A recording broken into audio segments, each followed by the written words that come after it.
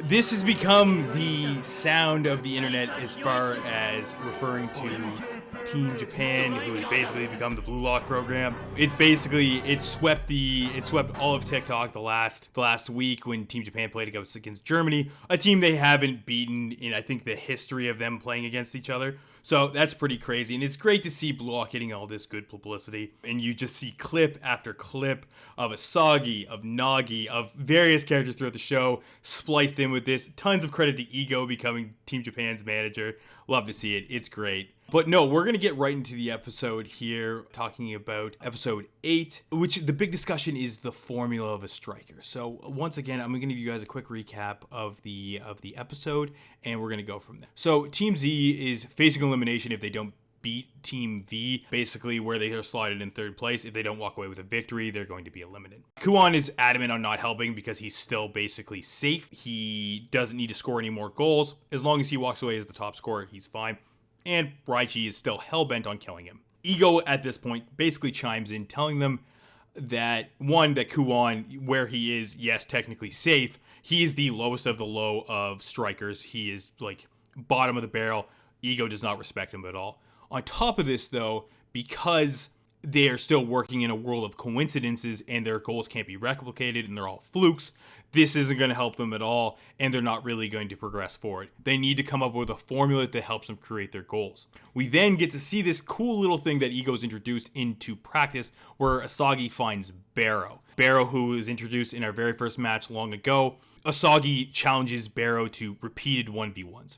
Barrow, one time after another, trouncing Isagi, but something happens. Isagi, while he's fighting against Barrow, realizes that Barrow is putting himself in the same position every time and able to hit the ball in the exact same spot on the goal. This makes Isagi realize that Barrow has found his formula. He dissects how they played against Team Z and how Barrow basically used his immense physique and speed to put himself in a position to score the same goal that he has perfected.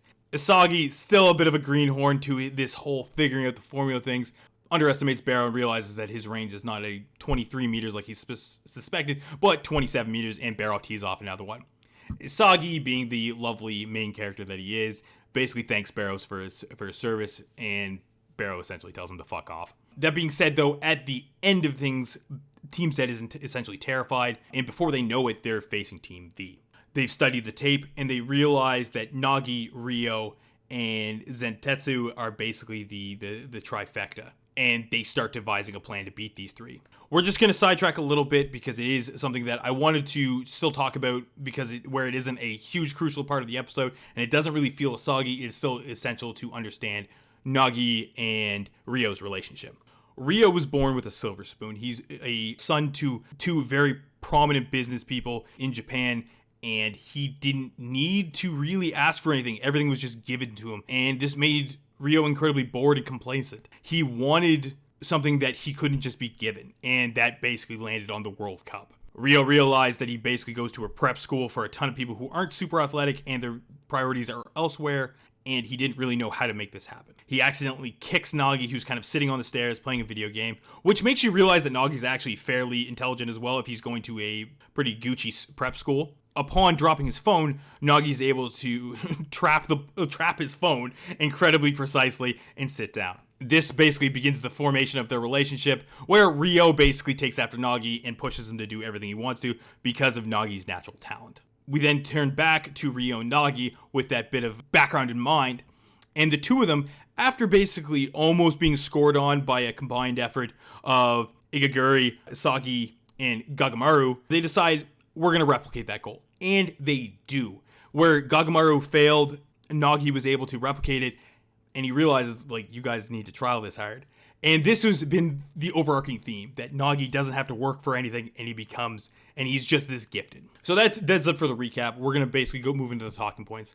Again, a big thing I really want to talk about, and it is a bit more of a meta discussion, is that the World Cup right now has brought a ton of attention to Blue Lock, as far as the mangaka for Blue Lock designing Team Japan's jerseys, which is insane. That's sick. That's super cool.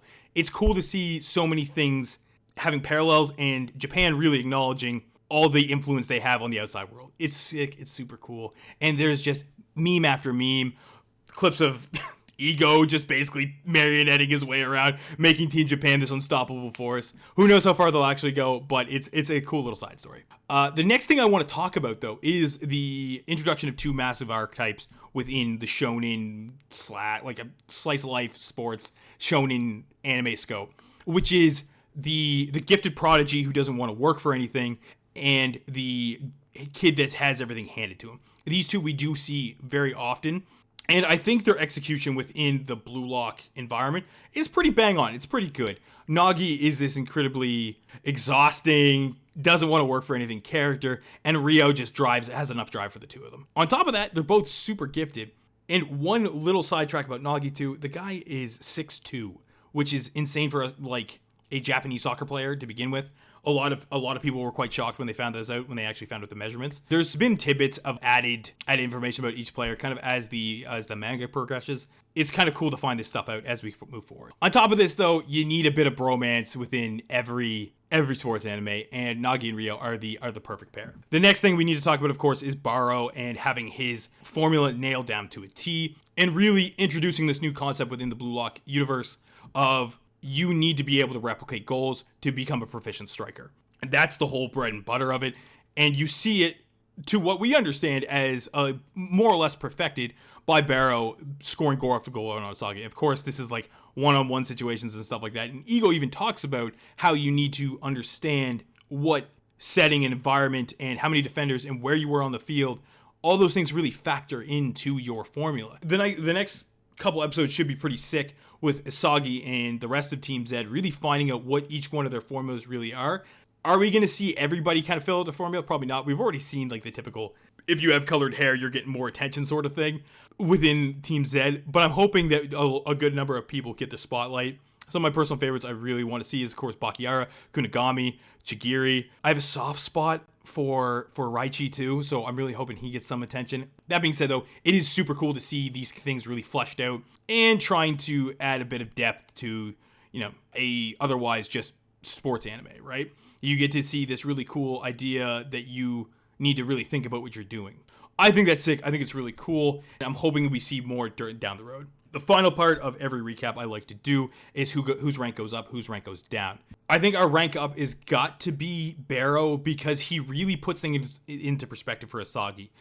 I think Isagi is very much a visual learner, and he really learns through understanding and confrontation of other players. We do see time and time again so far that Isagi's game IQ is quite high. He can really pick apart another player and realize what they're doing and why they're doing it. Because of that facilitation for Isagi's growth, I think Barrow does get the rank up.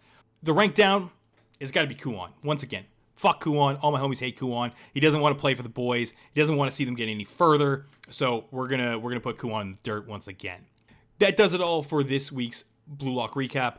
But you can catch us here next week where we do another Blue Lock episode. That being said, though, guys, take it easy, and I'll see you all next week.